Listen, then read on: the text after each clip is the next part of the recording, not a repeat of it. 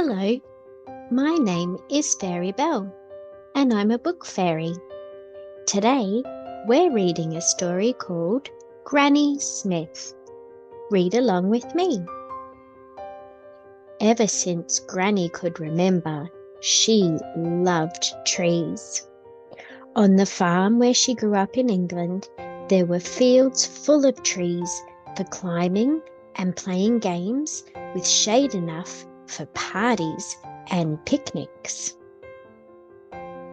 When she married Mr. Smith, they moved to Australia so they could have a farm and a family of their own. She was surrounded by trees of all shapes and sizes, but she hadn't found a favourite.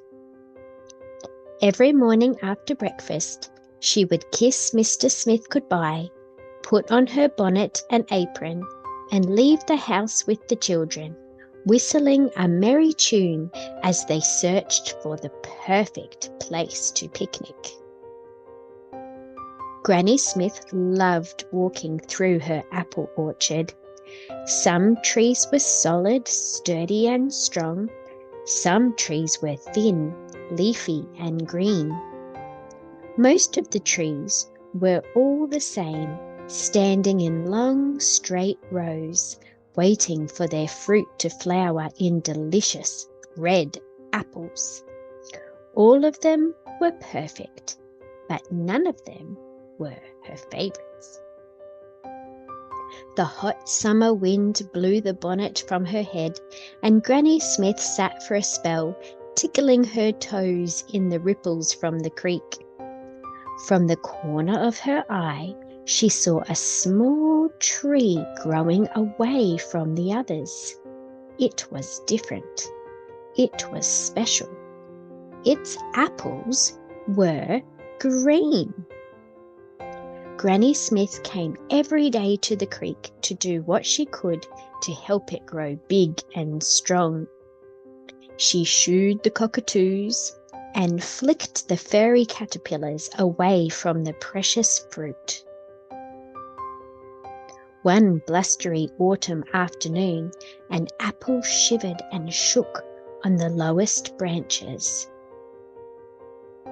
With a plop, it fell into Granny Smith's lap as she snoozed in the shade.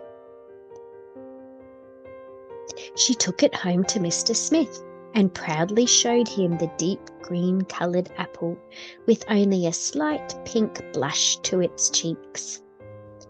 Apples are meant to be red. Nobody eats green apples. You will get a tummy ache.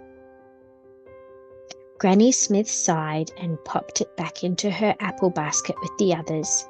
Her tummy rumbled. It was nearly dinner time, but first she had to feed the animals. As she walked through the fading light, she grabbed an apple from the basket and took a big bite. Granny Smith stopped. Granny Smith swallowed. It was crispy. It was juicy and tart. It was the most delightful apple she had ever tasted in her whole life, and it was green. Granny Smith smiled. The people who came to buy her apples at the market didn't want anything new. But Granny Smith continued to look after her favourite tree that grew apples that looked strange but tasted better, lasted longer, and made the best pies in the world. Soon, everyone in her town loved the delicious taste and decided they didn't mind the colour. More trees grew and reminded Granny Smith to never stop trusting her heart to find something perfect where other people only saw different. Mr. Smith agreed. And that's the end of the story.